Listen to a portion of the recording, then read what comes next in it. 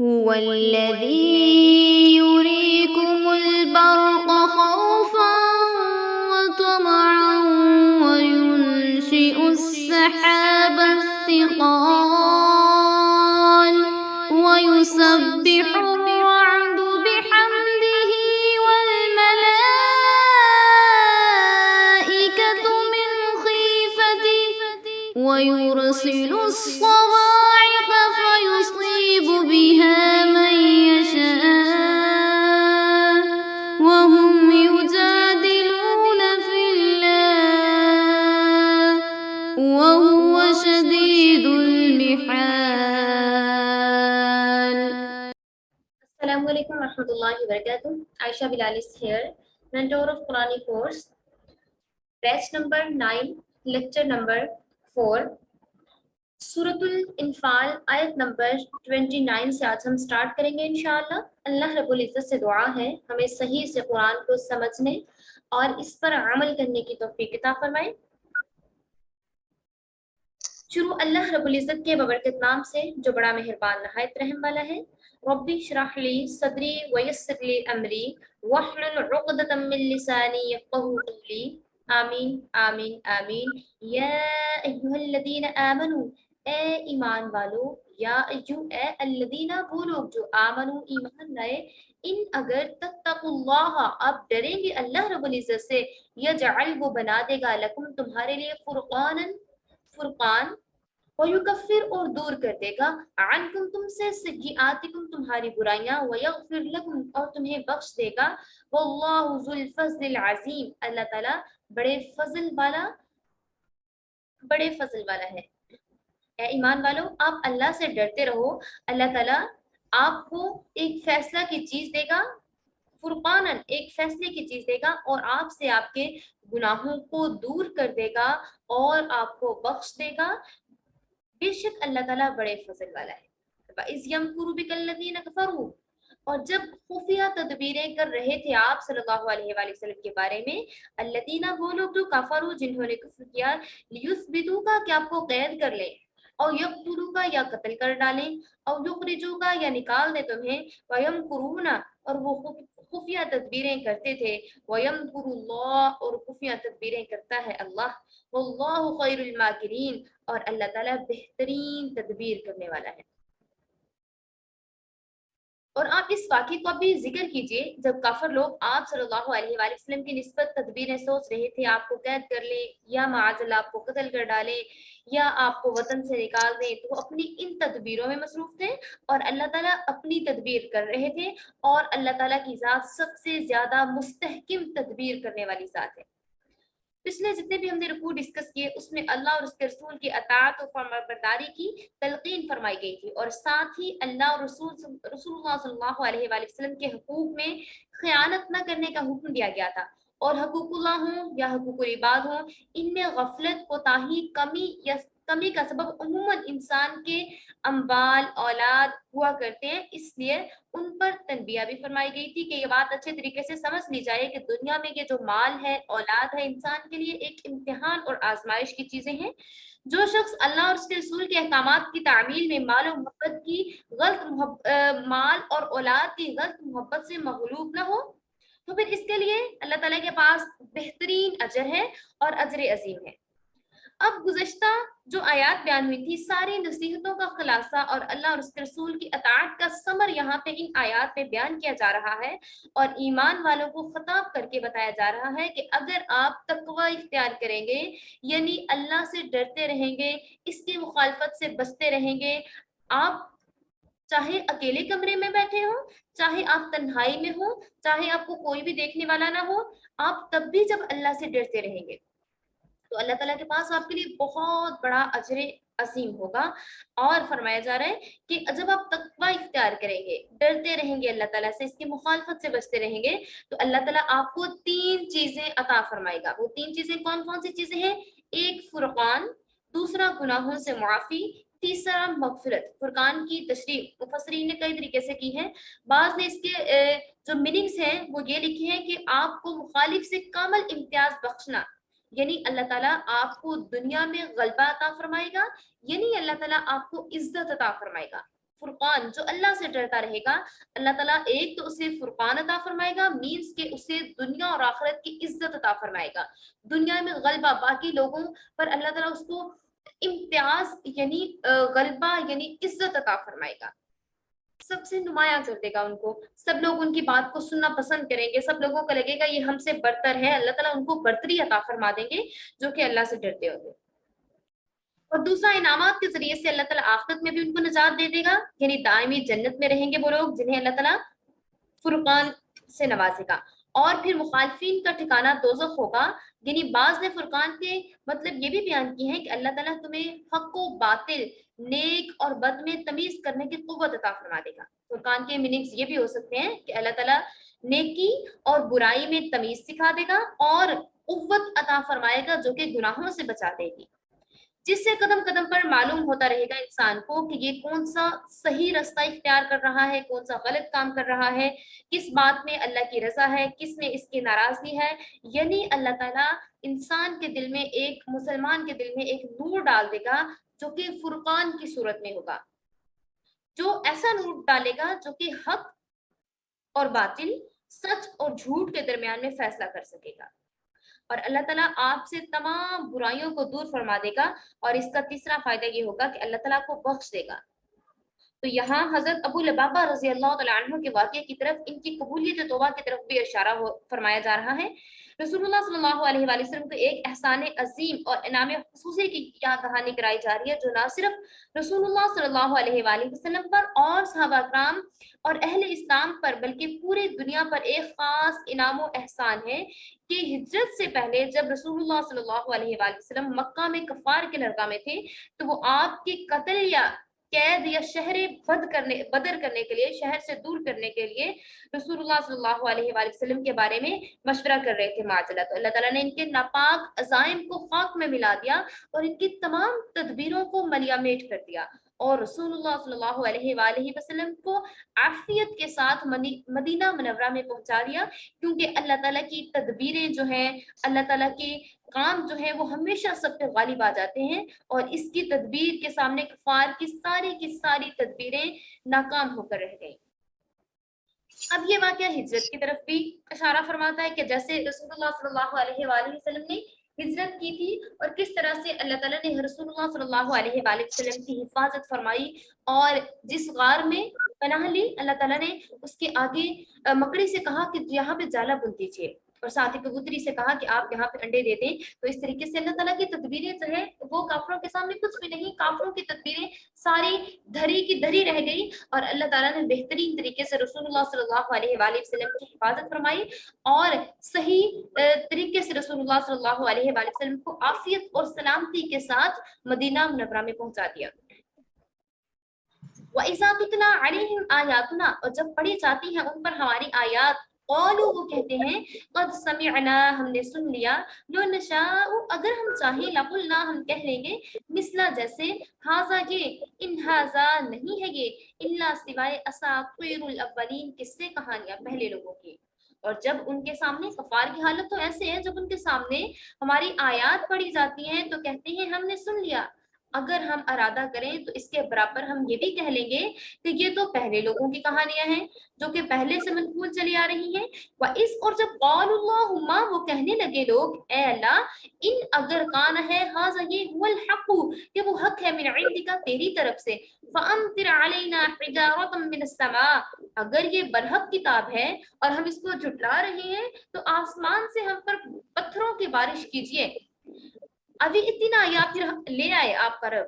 عندی کا آپ کا جو ہے رب, هو الحق من عندی کا آپ کی طرف سے, اب اتنا یا پھر ہم پر لے آئے, بعذاب علیم دردناک قسم کا عذاب. اور جب ان لوگوں نے کہا اے اللہ اگر یہ قرآن آپ کی طرف سے واقعہ ہی کتاب ہے, اگر ہم اس کو جھٹلا رہے ہیں تو ہم پر آسمان سے پتھر برسائیے یا ہم پر کوئی دردناک عذاب واقع کیجیے. اور وما كان الله ليعذبهم وانت فيهم, اور اللہ تعالیٰ انہیں عذاب دینے والا نہیں ہے کیونکہ رسول اللہ صلی اللہ علیہ وآلہ وسلم ان کے درمیان موجود ہیں. وانت فيهم, جبکہ آپ صلی اللہ علیہ وآلہ وسلم ان کے درمیان موجود ہیں. وما كان الله معذبهم وهم يستغفرون, اور اللہ تعالیٰ ان کو عذاب نہیں دے گا और इनसे फरमा दीजिए अल्लाह ताला ऐसा हरगिज नहीं करेगा कि इनमें आप सल्लल्लाहु अलैहि वसल्लम के होते हुए इनको अजाब दिया जाए, और अल्लाह ताला इनको अजाब ना देंगे जिस हालत में कि वो इस्तिग़फ़ार भी करते रहते हैं। रसूलुल्लाह सल्लल्लाहु अलैहि वसल्लम उनके दरमियान अल्लाह ताला से माफी तलब करते हैं, इस्तिग़फ़ार करते हैं, और वो लोग बेशक कह रही हैं कि हम पर हमारे गुनाहों के सबब या कुरान को जुटलाने के सबब हम पर नाजिल किया जाए, पत्थरों की बारिश हम पे उतारी जाए, या हम पे कोई दर्दनाक किस्म का अजाब नाजिल किया जाए। लेकिन उन लोगों पे इतने झुटलाने वाले थे, इतना रसूलुल्लाह सल्लल्लाहु अलैहि वसल्लम को तंग करने वाले थे, लेकिन अल्लाह ताला ने उन पर अजाब क्यों नाजिल नहीं किया? क्योंकि उनके दरमियान वअन्त फीहिम, और जबकि आपके दरमियान रसूलुल्लाह सल्लल्लाहु अलैहि वसल्लम मौजूद हैं, इसलिए आप पर अजाब नाजिल नहीं किया जाएगा। इन आयात में कफार कुरैश के जो मुतकब्बर लोग थे, गुरूर में इतने डूबे हुए थे कि वो अहम खाना बातें किया करते थे, और कभी मुजम्मत किया करते, और कभी खुद को मुस्तहिके अजाब होने का कहा करते कि हम तो अजाब के मुस्तहिक हैं, इसके बावजूद आपके रब की तरफ से हम पे अजाब क्यों नहीं आ रहा। और उन्होंने कहा कि अगर ये कुरान है, हम तो कुरान को झुठलाते हैं, लेकिन आपकी रब की तरफ से हम पे कोई अजाब नहीं आ रहा। तो अल्लाह ताला ने कहा कि इन लोगों को बता दीजिए। और इसके बारे में कुछ जो है मुफस्सिरीन ने लिखा है कि ये आयात नजर बिन हारिस मुशरिक के बारे में नाजिल हुई थी, जो कि मुल्क फारिस और हेरा से रुस्तम और अस्फंदियार की दास्तानें सुनकर आया था। जहां बैठता वहीं लोगों को ये किस्से सुनाया करता और कहता कि जैसा किस्सा आप मोहम्मद सल्लल्लाहु अलैहि वसल्लम आपको सुनाते हैं, वैसे ही किस्से मैं आपको सुनाता हूँ। इनका कलाम ही क्या है, अगर मैं चाहूँ तो वैसा ही कलाम बना लूं। नजर बिन हारिस जो है एक मुशरिक का नेम था, और वो लोगों को बड़े बड़े पहलवानों के किस्से सुनाया करता था। तो वो मन घड़त किस्से होते थे, तो वो सुनाता था, और वो कहता था कि जिस तरह से रसूलुल्लाह सल्लल्लाहु अलैहि वसल्लम अल्लाह के रसूल आपको कहानियां सुनाते हैं, तो ये तो असातीरुल अव्वलीन, ये तो पहले लोगों की कहानियां, इनमें कोई सच नहीं है, तो मैं भी आपको ऐसी कहानियां सुना सकता हूँ। और जैसे ये कुरान की बातें करते हैं माशाअल्लाह, और इसी तरह से मैं भी एक कलाम बना सकता हूँ और आपको कलाम बना के सुना भी सकता हूँ। हालांकि वो सरीफ तौर पे कज़ब बयानी कर रहा था, झूठ बोल रहा था, हक को झुठला रहा था। कुरान पाक ने मक्की और मदनी सूरतों में बार बार ये ऐलान किया है, तमाम दुनिया के जिन्नों इंस को चैलेंज दिया है कि जिसको कुरान के कलाम इलाही होने में शक व शुबा हो, तो इसके मिसल ले आए, कोई सूरत, कोई आयत या एक लफ्ज से बना के दिखा दे, तो कोई आयत एक कंप्लीट करके दिखा दे। और साथ ही ये भी बताया गया कि पूरी किताब, इस कुरान की मिसाल तो आप क्या ला सकोगे, 10 सूरतें ही इस जैसी बना लो। इसके बाद कहा गया कि अच्छा सही है 10 नहीं तो इस जैसी एक ही सूरत बना लो, लेकिन तमाम अरब व अजम ऐसा ना कर सके, और कुरान जैसी फसीहो बलीग कलाम से सब लोग आजिज रहे, कोई भी नहीं बना सका, एक आयत नहीं बना सका। फिर तुम्हारे का एक दूसरा कौल नकल किया जाता है, फरमाया जाता है कि वाकई अगर ये, वो कहते थे कि अगर वाकई ये कुरान है और दीन हक है, जिसकी हम इतने दिनों से इस कदर शदीद मजम्मत कर रहे हैं, तकजीब कर रहे हैं, तो इसके झुटलाने का नतीजा ये होना चाहिए था कि हम पर आसमान से पत्थर बरसते और दर्दनाक अजाब हमारे ऊपर टूट पड़ता। लेकिन ऐसा ना हुआ। राबिया बसरी, स्विच ऑफ योर कैम, अपना कैमरा स्विच ऑफ कीजिए राइट नाउ।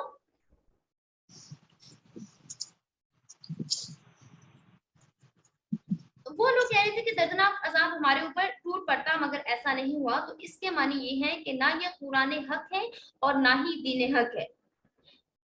वो लोग कहते थे कि ये तो ना तो कुरान हक है और ना ही दीन हक है, क्योंकि अगर ये अल्लाह की तरफ से होता, कुरान हक होता या दीन हक होता, तो हम तो अजाब मांग रहे हैं, फिर हम पे अजाब आ जाता। अल्लाह रब्बुल इज्जत ने कहा कि ये जो मुफस्सिरीन ने भी लिखा है कि ये कौल भी नजर बिन हारिस ने ही कहा था, और इसका मकसद ये था कि कुरान को झुटलाया जाए माअज़िल्लाह, ताकि लोगों का एतबार जो है वो कुरान से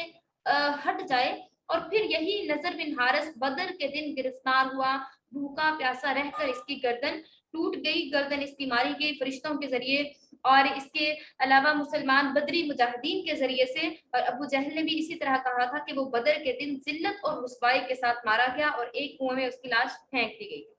इन दो लोगों ने कुरान की बेहुरमती की थी, और दोनों लोगों की बदर के मैदान में ही अल्लाह ताला ने अच्छे तरीके से इनकी जलालत कर दी और दुनिया को दिखा दिया कि जो कुरान को झुटलाते हैं किस तरीके से वो जिल्लत का शिकार हो जाते हैं। ये एक तरह का उन पे अजाब ही था।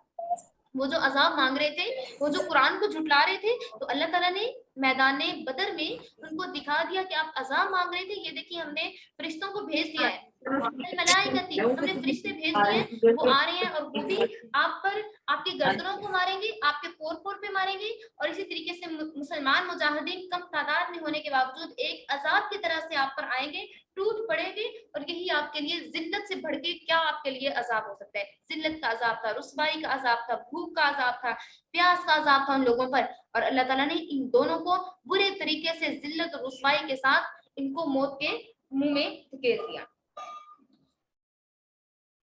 تو وہ اس طرح سے دعائیں کرتے تھے کہ ہم جو ہے دعا کر رہے ہیں کہ آپ کا رب جو ہے وہ ہم پر عذاب نازل کرے۔ تو اللہ تعالیٰ نے فرمایا کہ جب تک آپ کے درمیان وَأَنْتَ فِيهِمْ، جب تک آپ سب کے درمیان رسول اللہ صلی اللہ علیہ وآلہ وسلم موجود ہیں، آپ پر عذاب نازل نہیں کیا جا سکتا۔ وَمَا كَانَ اللَّهُ مُعَذِّبَهُمْ وَهُمْ يَسْتَغْفِرُونَ، جبکہ لوگ مغفرت بھی مانگ رہے ہیں، جبکہ رسول اللہ صلی اللہ علیہ وآلہ وسلم اور ان کے صحابہ کرام جو ہیں وہ مغفرت طلب کر رہے ہیں۔ اور یہاں پہ ایک بات آپ نے یاد رکھنی ہے کہ جو استغفار ہے وہ بہترین دعا ہے، ٹھیک ہے، بہترین دعا ہے۔ جب آپ دیکھ رہے ہوں کہ آپ کی دعائیں قبول نہیں ہو رہی، بہت زیادہ مشکلات کا شکار ہو رہے ہیں آپ لوگ، آپ کو لگ رہا ہوتا ہے کہ سارے دروازے بند ہو چکے ہیں، کوئی مجھے دروازہ کھلا ہوا نظر نہیں آ رہا، میری دعائیں کیوں نہیں قبول ہو رہی، آپ سب سے بہترین جو کی ہے دعا قبول کروانے کے لیے، آپ اس کو پکڑیے، استغفر اللہ پڑھنا شروع کیجئے، استغفر اللہ ربی من کل ذنب اذنبت واتوب الیہ پڑھنا شروع کیجئے، اور اس کے ذریعے سے اللہ تعالیٰ سے دعا کرنا شروع کیجئے۔ تو اس سے کیا ہوگا کہ یہ امن اور سلامتی آپ پر نازل ہوگی اور آپ کی تمام دعائیں بھی قبول ہوگی۔ مفسرین نے اس کے بارے میں استغفر اللہ کے بارے میں یہ بھی لکھا ہے کہ جو چیز نزول عذاب سے مانے ہے وہ ان کے درمیان استغفار کا موجود ہونا ہے، اور نزول عذاب اور امن و سلامتی کا باعث بھی یہ ہے کہ وہ لوگ صحابہ کرام اور رسول اللہ صلی اللہ علیہ وآلہ وسلم کثرت سے استغفار کیا کرتے تھے۔ مشرکین طواف وغیرہ کی حالت میں غفران کا کہا کرتے، یعنی اللہ تعالیٰ سے مغفرت طلب کیا کرتے، تو ان کا یہ استغفار کفر و شرک کے ساتھ آخرت میں تو نفع نہ ہوگا، مگر دنیا میں ان کو یہ نفع مل گیا کہ وہ عام نزول عذاب سے بچ گئے۔ تو اس لیے مفسرین کے علاوہ علماء کرام بھی لکھتے ہیں کہ جب آپ کی دعائیں قبول نہ ہو رہی ہوں، آپ کو لگ رہا ہو کہ میں کوئی وظیفہ بھی کر رہی ہوں وہ بھی قبول نہیں ہو رہا، یا میں کوئی دعائیں مانگتی چلی جا رہی ہوں، میری پریشانیاں ختم نہیں ہو رہی اور میری دعائیں قبول نہیں ہو رہی، تو آپ بہترین وظیفہ جو ہے وہ استغفار کو بنائیے، استغفر اللہ پڑھنا شروع کیجیے، اپنے گناہوں پر شرمندگی محسوس کرنا شروع کیجیے، اللہ تعالیٰ سے عافیت مانگیے، معافی مانگیے، توبہ کیجیے، استغفر اللہ پڑھنا شروع کیجیے، اور ساتھ ساتھ اللہ تعالیٰ سے معافی کے ساتھ ساتھ آپ دعا کرتے رہیے، انشاءاللہ آپ کی تمام دعائیں قبول ہوں گی۔ وَمَا لَهُمْ أَلَّا يُعَذِّبَهُمُ اللَّهُ وَهُمْ يَصُدُّونَ عَنِ الْمَسْجِدِ الْحَرَامِ وَمَا كَانُوا أَوْلِيَاءَهُ، اور ان کا کیا حق ہے کہ ان کو اللہ تعالیٰ نے سزا نہ دی، حالانکہ وہ لوگ مسجد حرام سے روکتے ہیں، حالانکہ وہ لوگ اس مسجد کے رکھوالے بھی نہیں ہیں۔ ان اولیاءہ، اور نہیں ہے اس کے رکھوالے، الا المتقون، سوائے متقی اور پرہیزگاروں کے، یہ خود کو مسجد حرام کے رکھوالے سمجھتے ہیں، اس کے متولی سمجھتے ہیں، لیکن یہ نہیں ہے۔ ولکن، اور لیکن، اکثرہم، ان میں سے اکثر، لا یعلمون، نہیں جانتے۔ وما کانا، اور نہ تھی، صلاتہم، ان کی نماز، عند، نزدیک، بیتی، خانہ کعبہ کے، الا، سوائے مکاءن، سیٹیاں بجانا، وتصدیۃ، اور تالیاں، فذوقوا العذاب، پس انہیں کہیے کہ چکھیں وہ عذاب، بما کنتم تکفرون، جس لیے وہ انکار کیا کرتے تھے۔ ان آیات میں بھی کفار مکہ کا حال بیان کیا جا رہا ہے کہ گزشتہ آیات میں بیان ہوا تھا کہ ان پر عذاب دو وجہ سے رکا ہوا ہے،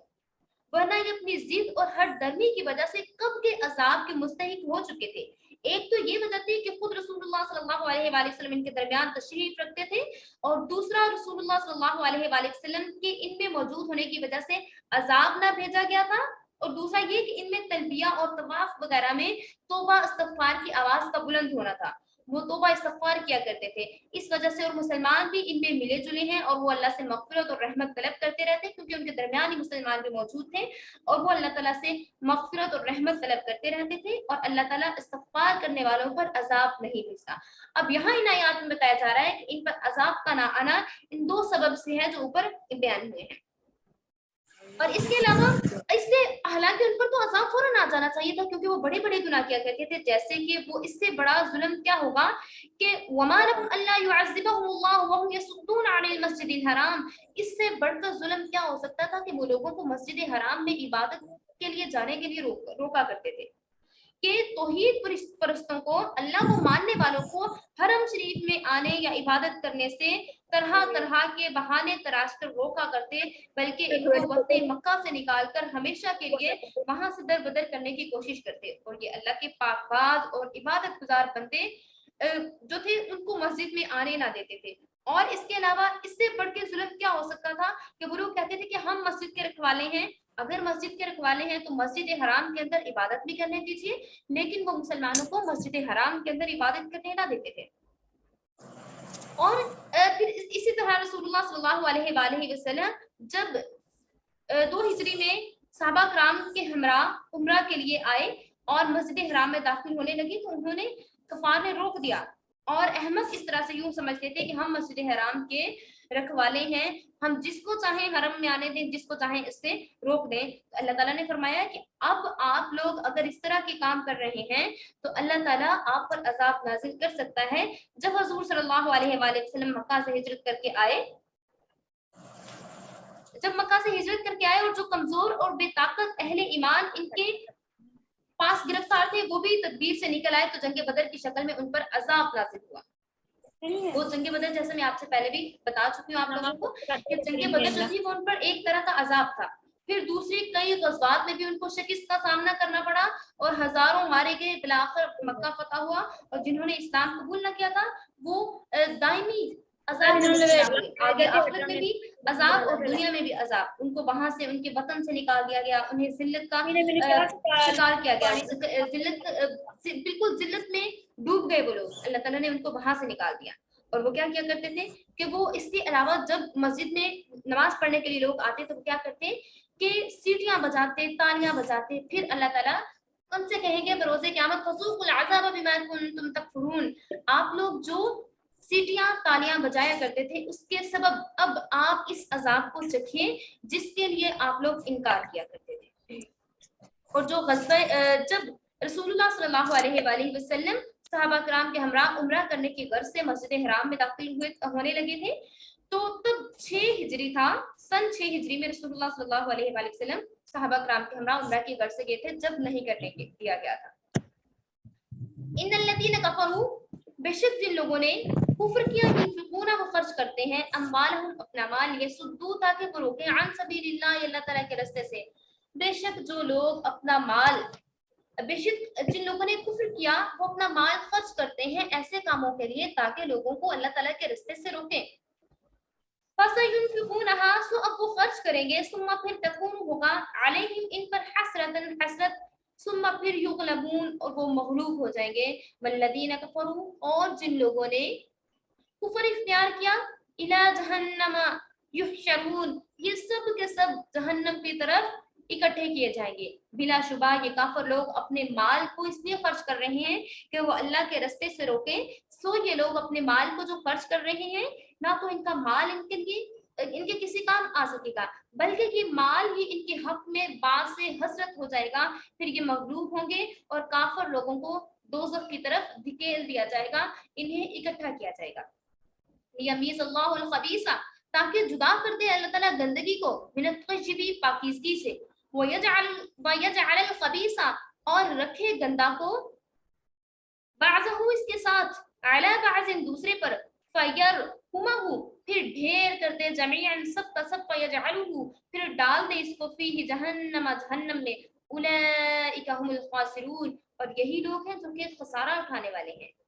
تاکہ اللہ تعالیٰ ناپاک کو پاک سے الگ کر دے اور ناپاکوں کو ایک دوسرے سے ملا دے، یعنی ان سب کو اکٹھا کر دے، پھر اللہ تعالیٰ ان سب کو جہنم میں ڈال دے گا۔ اللہ تعالیٰ یہ جو ان کو الگ الگ کر رہا ہے نا، یہ اپنی طرف سے سمجھ رہے ہیں کہ ہمارا ایک بڑا مضبوط سا گروپ بنتا جا رہا ہے، ہم لوگ اکٹھے ہو رہے ہیں، اکٹھے ہو کے ہم اپنے پیسے بھی خرچ کر رہے ہیں، پیسے خرچ کر کے لوگوں کو مسجد میں جانے سے روک رہے ہیں، لوگوں کو اللہ تعالیٰ کے راستے کی طرف جانے سے روک رہے ہیں، تو اللہ تعالیٰ فرما رہے ہیں کہ میں ان گندوں کو اکٹھا کر رہا ہوں، پھر ان کو اکٹھا ہی جہنم میں ڈال دوں گا، ٹھیک ہے۔ اور اس کے علاوہ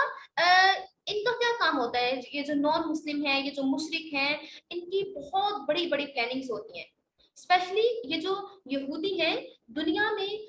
رسول اللہ صلی اللہ علیہ وآلہ وسلم نے فرمایا ان کے بارے میں کہ جو یہودی ہیں وہ سب سے مکار ترین قوم ہے. دنیا میں سب سے مائنورٹی ہے ان کی، ٹھیک ہے، سب سے کم تعداد میں پائے جاتے ہیں، لیکن اس کے باوجود ان کی مکاریاں اتنی تیز ہوتی ہیں، ان کے نیٹ ورکس اتنے تیز ہوتے ہیں، یہ اتنی تیزی سے کام کرتے ہیں، لوگوں کے ذہنوں کو کیچ کرتے ہیں، ان کی امیجینیشنز کو کنٹرول کرتے ہیں. اور اس طریقے سے اب دیکھیں، جب کہا جاتا ہے نا کہ گانا دل میں نفاق پیدا کرتا ہے، گانا کیسے دل میں نفاق پیدا کرتا ہے؟ جب گانا سننا شروع کرتے ہیں نا آپ لوگ، گانا کوئی سیڈ سانگ ہو، کوئی جیسا بھی کوئی سانگ ہو نا، سانگ کے اندر آپ لوگ کھوتے چلے جاتے ہیں، ٹھیک ہے، گانا سنتے ہیں اس کے اندر آپ کھوتے چلے جاتے ہیں، پھر آپ کا دل کرتا ہے آپ اور میوزک سنیں، اور میوزک سنیں، اور سانگ سنیں، پھر آپ جو ہے اس کے البم سرچ کرنا شروع کرتے ہیں، پھر آپ اس کو کہتے ہیں کہ میں اس کو بھی سنوں، اس کو بھی سنوں، اس کو بھی سنوں، آپ اس کے اندر اس کی دلدل میں پھنستے چلے جاتے ہیں. تو کیا ہوتا ہے جب آپ گانا سنتے ہیں، آپ کا دل نیکیوں سے اچاٹ ہونا شروع ہو جاتا ہے، ٹھیک ہے. نفاق کیا ہوتا ہے؟ نفاق یہ ہوتا ہے کہ آپ کے دل میں نیکی سے ایسے بے چینی، جیسے نیکی کا نام آئے گا، جیسے قرآن کا نیم آئے گا، جیسے کتاب کا نیم آئے گا، ٹھیک ہے، جیسے نماز کا نیم آئے گا، آپ کے دل میں بے چینی سی شروع ہو جائے گی کہ نہیں پہلے گانا سن لیں، یا پہلے جو ہے کوئی اور کام کر لیں، اس کے بعد نماز پڑھیں گے. تو جو گانا ہے وہ دل میں نفاق کس طرح سے پیدا کرتا ہے کہ آپ کو نیکیوں سے دور کرتا چلا جاتا ہے، ٹھیک ہے. تو ان لوگوں نے کیا کیا ہے کہ ہم نے مسلمانوں کے دلوں پہ، ان کے دماغوں پہ، ان کے باقی تمام چیزوں پہ کس طرح سے قبضہ کرنا ہے؟ ان گیمز کے ذریعے سے اور ان کارٹونز کے ذریعے سے. کارٹون، بچوں کے جو کارٹونز ہوتے ہیں نا، اگر آج آپ دیکھیں، آج کل کارٹونز دیکھ لیں بچوں کے، آپ حیران ہو جائیں گے کہ اس کے اندر کس قدر میوزک بھر دیا گیا ہوتا ہے. آپ دیکھ لیں، پھر وہ پوزیٹیو بنا کے دکھاتے ہیں کہ یہ تو نہیں، بچے تو ظاہری بات ہے گھر پہ ہیں، یہ دیکھ سکتے ہیں کارٹونز. ہمارے پاس بڑی اس کے لیے تعویلیں ہوتی ہیں، بڑی دلیلیں ہوتی ہیں اس کے لیے کہ نہیں یہ تو جائز ہے، اس کو ہم کر سکتے ہیں. لیکن ایسا نہیں ہے. ہمارے دماغوں کو مکمل طور پر ان ڈیوائسز کے ذریعے سے، ان سکرینز کے ذریعے سے کنٹرول کر لیا گیا ہے. ہر ٹائم ہم فون کی طرف، فون کے اندر کھوئے ہوئے ہوتے ہیں کہ ان لوگوں نے ہمیں کنٹرول کیا ہوا ہے. ہماری خیالات کو ہم سوچنے سمجھنے کی صلاحیتوں سے محروم ہوتے چلے جا رہے ہیں، کیونکہ ہمارے دماغوں کو تو کنٹرول کیا جا رہا ہے، ٹھیک ہے. تو ان لوگوں کی یہ چالیں ہیں، یہ ان چالوں کے ذریعے سے چاہتے ہیں کہ ان اپنے مال خرچ کرتے ہیں، ٹھیک ہے. الذین ان الذین کفروا ينفقون اموالهم، اور اپنے مال کی بڑی تعداد یہ اسی چیز پہ خرچ کر رہے ہوتے ہیں تاکہ ہمیں آسان سے آسان پیکیجز بتائے جا رہے ہوتے ہیں، آسان سے آسان کہ آپ سستے سے سستا پیکیج بتایا جا رہا ہوتا ہے کہ آپ، پھر وہ بھی بتاتے ہیں کہ رات کے اس ٹائم سے لے کے اس ٹائم تک زیادہ آپ کو اچھے والے پیکیجز مل جائیں گے، جب آپ انٹرنیٹ پہ جس طرح کی مرضی چیزیں دیکھ سکتے ہیں، جو مرضی آپ سرچ کر سکتے ہیں، ٹھیک ہے. تو اس طریقے سے ہمارے دماغوں کو کنٹرول کیا جا رہا ہوتا ہے، اور تاکہ ہم کسی اچھی بات کو نہ سوچ سکیں، کسی صحیح چیز پہ عمل نہ کر سکیں. تو اس لیے فرمایا جا رہا ہے کہ اگر یہ لوگ اپنا مال خرچ کر رہے ہیں اور یہ اکٹھے ہو رہے ہیں، تو اللہ تعالیٰ ان سب کو، تاکہ اللہ تعالیٰ پاکیزہ اور گندے کو الگ کر دے، پھر اللہ تعالیٰ ان گندے لوگوں کو اکٹھا ہی الی جہنم یحشرون، ان جہنم کی طرف دھکیل دے گا، چاہیے یہ آپ کے رہنے کی جگہ، یہاں پہ جا کے جل جائیے، ٹھیک ہے. پھر اللہ تعالیٰ فیرکمہ، ان کو ڈھیر کر دے گا، جمیعاً سب کے سب کو،